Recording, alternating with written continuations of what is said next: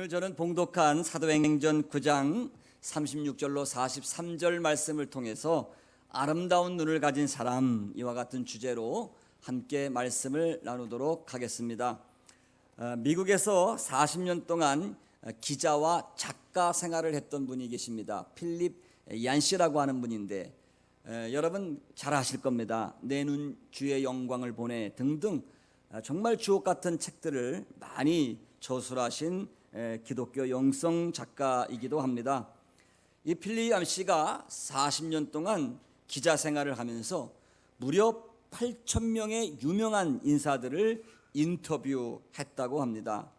그리고 이렇게 많은 인터뷰를 통해서 그가 깨달은 결론을 자신의 회고록에 남기게 되었는데, 여기서 필립 얀시는 인생을 크게 두 가지 유형으로 분류해서 기술을 했습니다. 하나는 스타 유형의 사람이고 또 하나는 서번트, 즉 종의 마음을 가진 사람으로 분류를 했습니다. 스타형 인생은 심리적으로 기회만 주어지면 늘 자기 자랑하고 자기 선전하고 자기를 과정하려고 하는 심리적인 구조를 가지고 있는 사람들을 가리킵니다. 그래서 이러한 사람들은 늘 언제나 자기를 좀 포장을 잘합니다. 그러나 이러한 스타형에 속하는 유형은 한마디로 말하면 알갱이가 없는 인생이다, 그렇게 얘기합니다. 왜냐하면 그 심리적으로 자꾸 다른 사람들에게 인정받고 싶은 그 욕구에 끌리기 때문에 그렇지 못한 경우에는 사람이 만족이 없는 거예요. 불안정해지는 것입니다. 그리고 대인관계에 있어서도 어떠한 관계를 지속적으로 유지하기가 힘들다는 것입니다. 그런 오늘날 수많은 젊은이들을 포함해서 많은 사람들이 이러한 스타형 유형에 빠져 있다고 지적을 했습니다. 자, 이뿐만 아니라 두 번째 스타일은 서번트, 종의 유형을 가지고 있는 사람들이 있습니다. 종의 유형을 가진 사람들은 자신의 능력과 소득에 관계없이 그저 다른 사람들을 섬기려고 하는 기본적인 마음의 구조를 가지고 있는 사람들입니다. 늘 다른 사람들을 배려하고 섬기며 작은 것조차도 나누려고 하는 사람인 것입니다. 이러한 유형의 사람들이 많을 때 비로소 그 사회를 선진사회다, 선진국이다, 이렇게 정의를 하게 되는 것입니다. 자, 저는 이제 목사이기 때문에 이 필립 얀시의 지론을 교회 안으로 이제 끌고 들어와서 한번 생각해 보았습니다. 교회에도 두 가지 유형의 교인들이 있을 것입니다. 첫째는 스타형 교인들이 있습니다. 헌신과 책임은 없이 권리만 주장하고 다른 사람들에게 인정받는 데에 지나치게 집착하는 성도들이 있습니다. 신앙생활에 만족이 없죠. 영적인 관계도 지속되기가 어렵고 신앙이 불안정한 사람들을 가리키는 것입니다. 반면에 섬기명 교인, 섬기명 지도자들이 있습니다. 이런 교회가 성숙한 교회입니다. 선진형 교회일 것입니다. 든든하고 건강한 교회는 섬김의 성도들로 세워져 나가는 것입니다.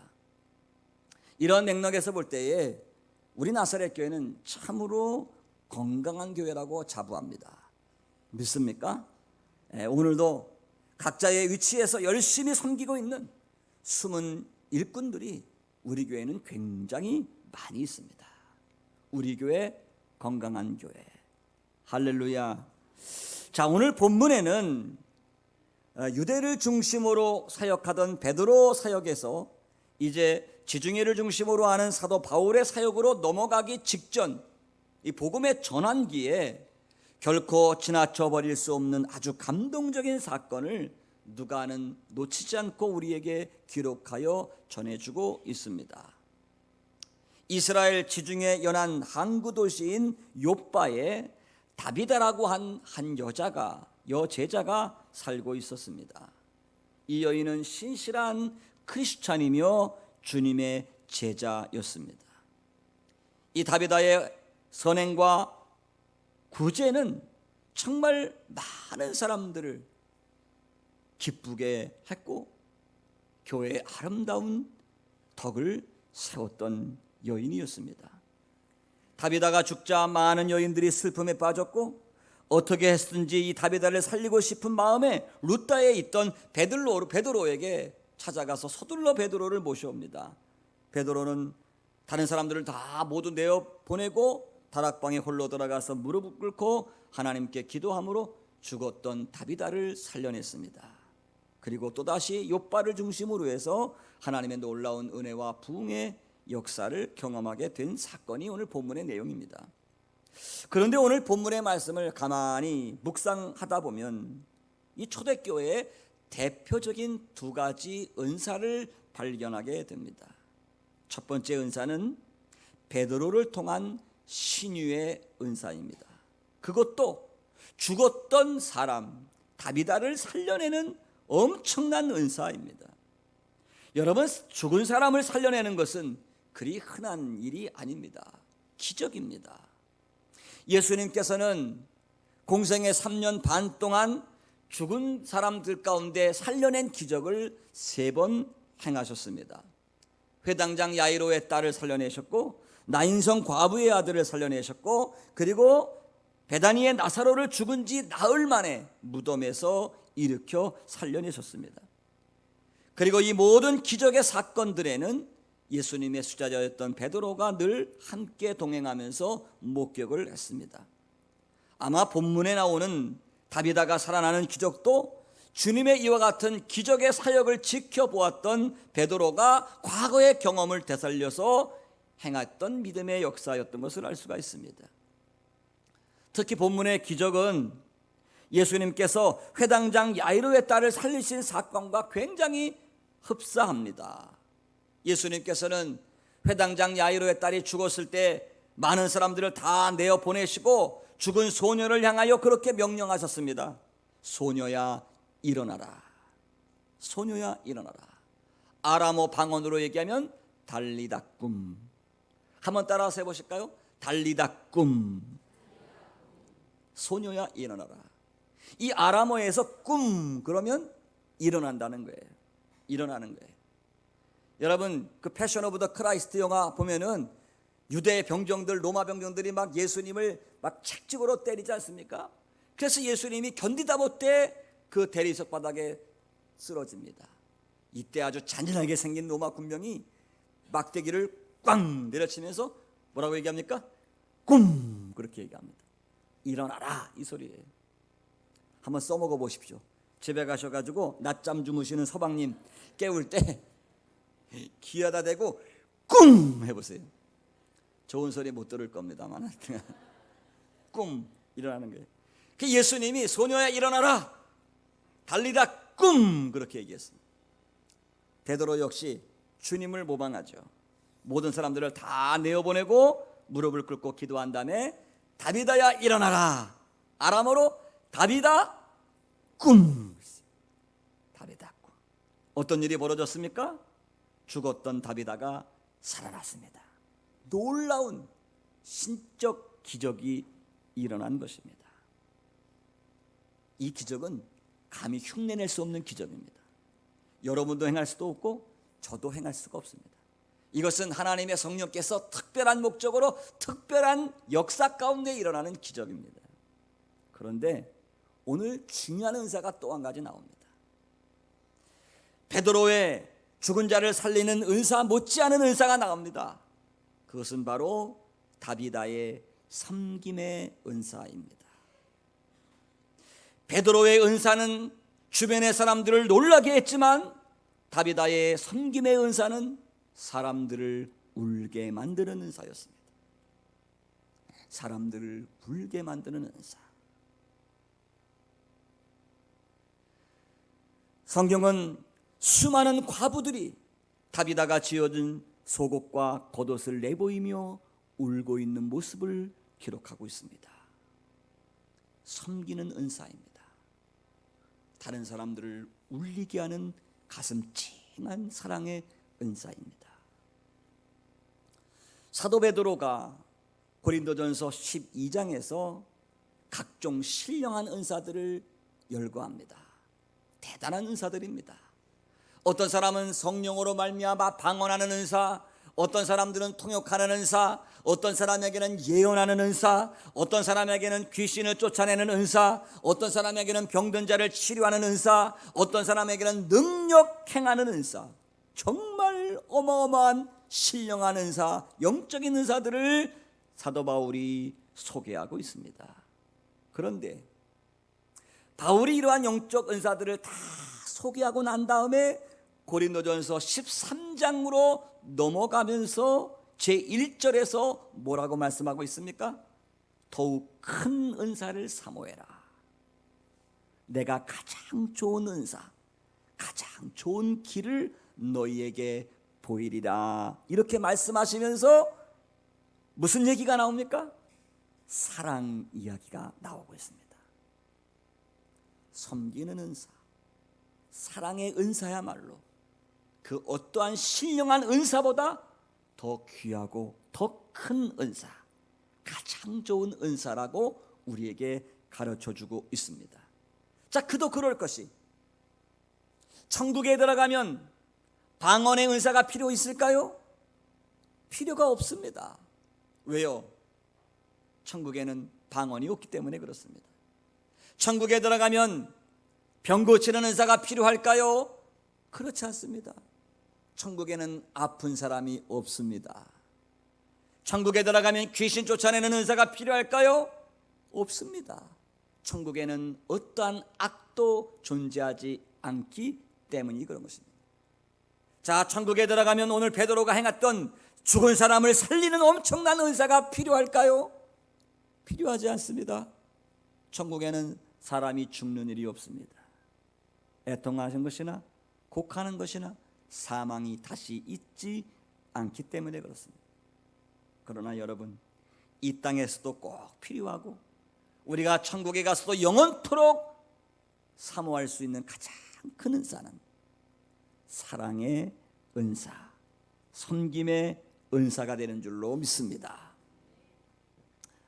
오늘 성경 사도행전이 초대교회의 놀라운 성장의 역사에 대한 기록을 잠시 접어두고 이와 같은 한 여인의 작은 헌신과 섬김의 사건을 정성스럽게 다루고 있는 이유는 이러한 다비다의 선행과 구제 사역이 하나님 나라 확장에 얼마나 아름답고 중요한 기폭제가 되었는지를 설명하기 위함일 것입니다.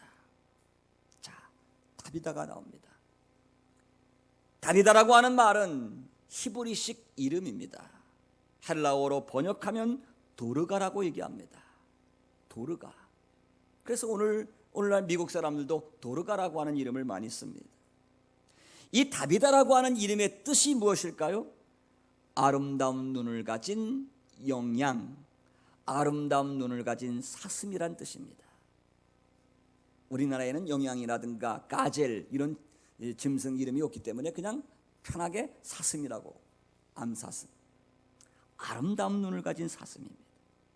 그리고 성경은 다비다를 여제자라고 소개합니다. 그 당시에 여자인 성도를 제자라고 표현한 것은 성경에 아무데도 없습니다. 유일하게 오늘 본문에 나옵니다. 그만큼 당시의 여자들은 주님의 제자가 많지 않았습니다. 예수님을 따르던 모든 제자들은 다 남자들이었습니다. 그런데 오늘 여성으로서 주님의 제자가 되었다. 이것은 누가에 의한 이례적인 표현이고 신약에 단 한 번 이곳에 사용되는 단어입니다.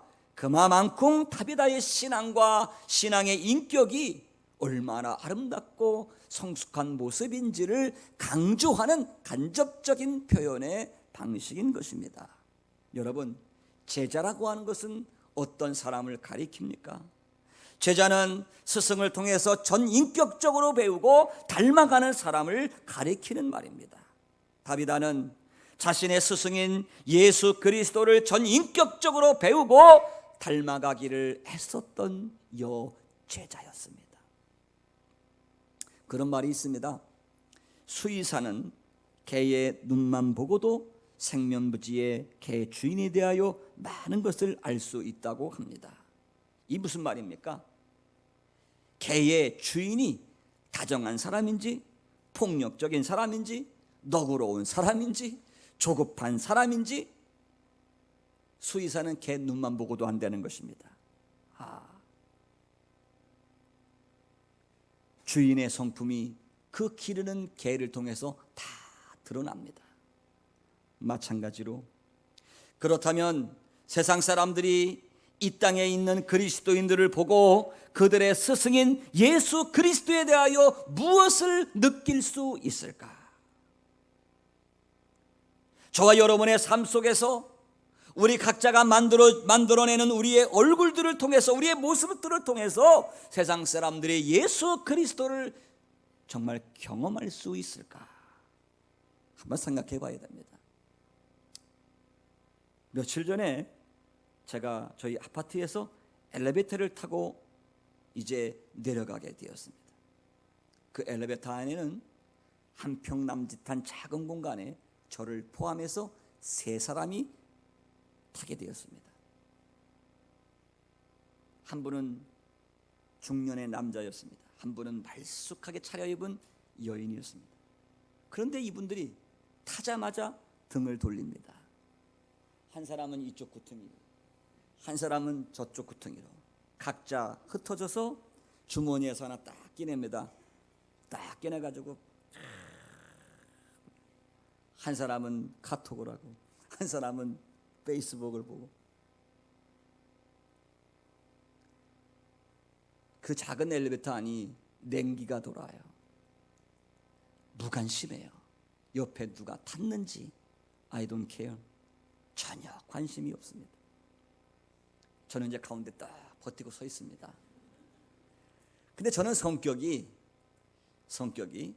작은 공간에서 사람을 만나면 그냥 지나치는 성격이 아닙니다. 제 기질 자체가 좀 수용적인 성격이에요. 예를 들면 몇 사람이 삥 둘러 앉아서 밥을 먹고 있는데 누군가 낯선 사람이 밖에서 창문 너머로 이렇게 들여다보면 저는 들었던 숟가락을 내려놓고 밖으로 나가서 그 사람을 강제로라도 끌고 들어와서 같이 먹으면서 얘기를 해야 소화가 되는 성격이에요. 그러니까 제 성격에 가만히 있을 수가 없어요. 이분들이 도대체 뭘 그렇게 열심히 하나, 등을 돌리고. 그래서 중년 신사 어깨 너머로 이렇게 내려다봤더니 카톡을 막 하다가 메인 화면으로 쓱 돌립니다. 눈치를 챘는지 메인 화면으로 쓱 돌리는데 딱 보니까 거기에 크게 글자가 하나 써 있습니다. 하나님은 사랑이시니라. 지당한 말씀입니다.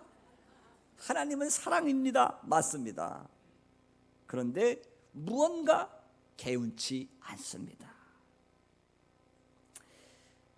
차림새로 보아서 교회의 지도자이든지 중직자임에 틀림이 없었는데 저 역시 그 가운데 껴있는 목사였습니다. 그저 잠시 스쳐 지나가는 사람일지라도 우리가 주님을 닮은 주님의 제자로서 하나님은 사랑이시라 나누며 살았으면 얼마나 좋을까 하는 생각을 해보았습니다. 20세기 유명한 신학자였던 칼바르트가 수천 페이지에 달하는 기독교 교의학을 완성을 했습니다. 어마어마한 분량의 책을 완성을 하고 맨 마지막 뒷장의 마지막 한 문장으로 그 교의학을 요약했습니다. 하나님은 사랑이시니라. 이것이 우리 기독교 모든 교리의 완성입니다. 요약입니다. 수년 전에 영국에서 열린 세계 비교 종교학 학술회가 있었습니다. 각국의 종교 전문가들이 모였습니다. 불교 대표, 힌두교 대표, 모슬람 대표, 기독교 대표 등등 많은 종교 신학자들이 모여서 같이 종교를 비교하는 학술대회가 열렸는데 각국 전문가들이 기독교 신앙의 독특성을 찾아서 토론을 벌였습니다. 어떤 신학자가 기독교가 가진 성육신 교리야말로 타 종교와 근본적으로 구별되는 독특한 교리입니다. 이렇게 설명을 했습니다. 여러분 성육신 교리가 뭔지 아시죠? 신이 사람의 몸을 입고 이 땅에 오셨다, 인카네이션 했다라고 하는 교리입니다. 이 교리를 설명하자 다른 종교학자들도 무슨 소리입니까? 우리 종교에도 성육신의 교리가 있습니다. 헬라 신화에는 주피터가 사람의 모습을 입고 왔지 않습니까? 불교의 신학자가 얘기합니다. 우리 불교에도 기독교의 인카네이션의 교리와 비슷한 게 있습니다. 환생이라고 하는 교리입니다. 사람이 죽었다가 다시 태어나는데 비록 사람으로는 못 태어나고 짐승으로 태어나고 개로 태어나고 말로 태어나지만 하여튼간 죽었다가 다시 태어나는 비슷한 교리, 환생이라고 하는 교리가 있지 않습니까? 하면서 얘기합니다. 이때에 기독교의 유명한 영성가인 C.S. 루이스라고 하는 사람이 그만 방을 잘못 찾아 들어왔습니다. 들어와가지고 가만히 대화를 듣고 있다가 결론을 내립니다. 우리 기독교가 다른 종교들로부터 근본적으로 구별되는 것이 있는데 그것은 바로 은혜라고 하는 것입니다. 이렇게 얘기했습니다. 은혜입니다. 은혜라고 하는 말은 하나님의 사랑이 값없이 조건 없이 우리를 찾아오신 개념을 가리켜서 은혜라고 하는 것입니다. 이러한 은혜의 교리, 은혜의 생각은 그 어떤 종교에서도 찾아볼 수가 없는 기독교만의 독특한 교리입니다. 은혜입니다. 불교에서는 해탈을 하기 위해서 고행을 강조합니다. 힌두교에서는 좋은 윤회를 경험하기 위해서 업보를 강조합니다. 유대교는 구원을 위해서 율법의 언약을 강조합니다. 이슬람교들도 그들의 구원을 위해서 그들의 법전인 코란을 강조합니다. 그러나 기독교는 한마디로 은혜의 종교입니다. 하나님께서는 죄 가운데 있는 인간을 사랑하시고 찾아오셔서 대신 십자가에서 죄의 대가를 치루어 주신 은혜의 종교인 것입니다. 그러므로 기독교인이라는 것은 값없이 주시는 은혜를 받을 줄 알고 그리고 그 은혜를 값없이 나눌 줄 아는 사람이 진정한 그리스도인이라는 사실입니다. 하나님의 사랑은 설명할 수가 없습니다. 하나님의 사랑은 설명이 아니라 전달하는 것입니다. 우리의 가슴으로 손과 발로 전달되어지는 것입니다. 신앙은 종교적인 지식의 습득이 아니라 삶을 통해서 주님께서 부어주신 은혜에 반응하는 삶입니다. 그것이 진정한 신앙입니다. 오늘 성경에 나오는 다비다는 하나님의 은혜에 반응하는 삶을 살았던 여인입니다.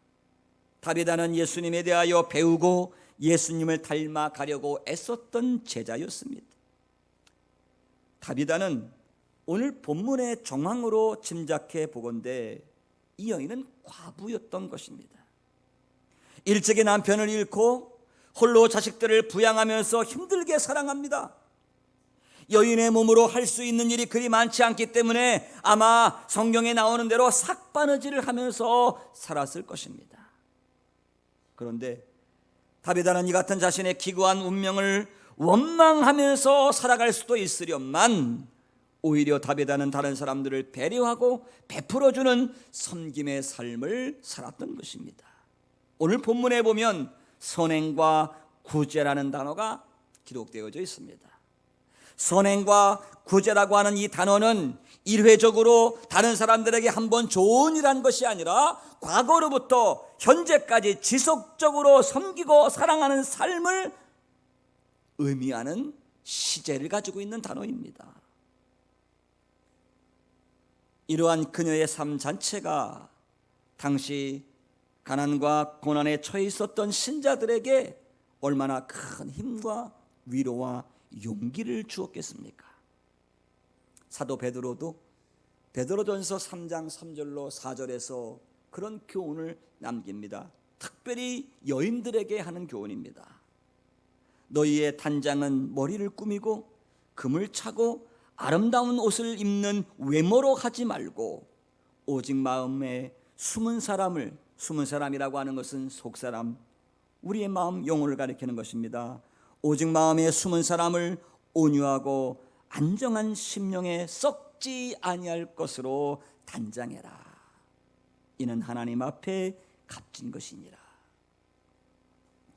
어떤 사람이 죽었을 경우에 주변 사람들이 보일 수 있는 세 가지의 반응이 있습니다. 첫 번째, 사람이 죽었습니다. 그 사람 참 안 됐군. 참 그 사람 안 됐네. 조금 더 살아야 되는데 말이야. 이런 반응을 보이는 사람이 있을 것입니다. 반면에 그 인간 참 잘 죽었다. 그 사람은 차라리 태어나지 않았으면 좋았을 뻔했는데, 이런 말 듣는 사람도 있습니다. 그러나 어떤 경우에는 그 사람 죽으면 안 되는데 하나님도 무심하시지, 왜 그런 사람을 벌써 데리고 가시나, 이런 사람이 있습니다. 이런 사람은 주변 사람들에게 너무 아쉬운 사람, 정말 떠내보내고 싶지 않은 사람, 잃고 싶지 않은 사람입니다. 바로 다비다가 그런 경우의 사람이었습니다. 주변 사람들 보기에 다비다는 참으로 아까운 사람이었습니다. 그래서 그냥 이대로 그를 떠나보낼 수 없다고 여겼던 것입니다. 보통 사람이 죽으면 밤을 넘기지 않고 곧바로 장례를 치르는 것이 중동 문화의 상례입니다. 그런데 사람들은 다비다를 깨끗하게 씻어서 다락방에 누입니다. 왜요? 다비다의 죽음은 주변 사람들로 하여금 그냥 떠나보낼 수 없는 아쉬움에 사로잡히게 했기 때문입니다. 오늘 성경 말씀 38절에 보니까 두 사람을 룻다에 보냅니다. 지체 말고 사도 베드로를 오라고 간청하기 위해서입니다. 이미 그들은 베드로가 룻다에서 8년 된 중풍병자 애니아를 고쳤다는 이야기를 들었을 것입니다. 그래서 요바에서 룻다까지 약 18km 그 거리를 단숨에 달려가서 사도 베드로를 모시고 온 것입니다. 39절을 보십시오. 베드로가 도착했을 때에 모든 과부가 울면서 속옷과 겉옷을 내어 보였습니다. 한 여인이 그들의 공동체를 떠나는 것을 그냥 버려둘 수 없음을 함축하고 있는 말씀인 것입니다. 사랑하는 성도 여러분, 우리 기독교의 참된 영성은 무엇일까요? 우리가 추구해야 할 참된 경건의 신앙은 무엇일까요? 야고보서 기자는 야고보서 1장 27절에 분명하게 우리에게 말씀해 주고 있습니다. 하나님 아버지 앞에서 정결하고 더러움이 없는 경건은 곧 고아와 과부를 그 환난 중에 돌아보고 또 자기를 지켜 쇠 속에 물들지 아니하는 이것이니라. 여러분, 우리는 참으로 많은 것을 거저받은 사람들입니다. 값없이 주님의 은혜를 받았습니다. 그 은혜를 다비다처럼 우리 각자의 삶 속에서 나누며 살 수 있기를 간절히 바랍니다. 예수님께서는 분명히 말씀하셨습니다. 마태복음 10장 8절에 너희가 거저 받았으니 거저 주어라. 사도 바울도 고린도전서 4장 7절에서 말씀하시기를 누가 너를 구별하였느냐, 내게 있는 것 중에 받지 아니한 것이 무엇이냐라고 하면서 우리에게 권면하고 있습니다. 다비다가 구제하고 섬기기 위해서 사용한 재능은 어떤 특별하고 뛰어난 영적인 은사가 결코 아니었습니다. 그냥 일반적이었습니다. 평범한 은사였습니다. 한마디로 말하면 바느질하는 재능이었습니다. 아주 평범하고 일상적인 것입니다.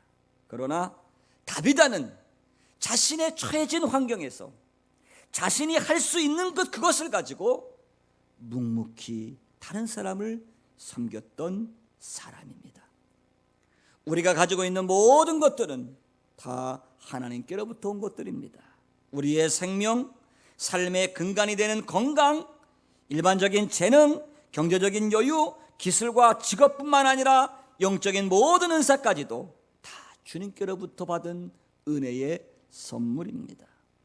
이것을 통해서 우리의 이웃들과 남기고 나누고 섬기는 삶을 통해서 여러분 삶 속에서 하나님의 은혜에 반응하고 살아가는 참된 영성의 소유자가 되시기를 주님의 이름으로 축원합니다. 다비다는 참으로 아름다운 눈을 가진 여인이었습니다. 아름다운 눈을 가진 여인이 어떤 여인일까요? 옛날에는 동양의 미인 하면 눈이 조금 찢어진 여인을 미루 쳤습니다. 요즘엔 서양 문화의 영향을 받아가지고 너도나도 수술을 합니다. 그래서 눈을 동그랗게 하고 그리고 마스카라를 하고 까맣게 칠을 하고 이래서 아름답게 보입니다.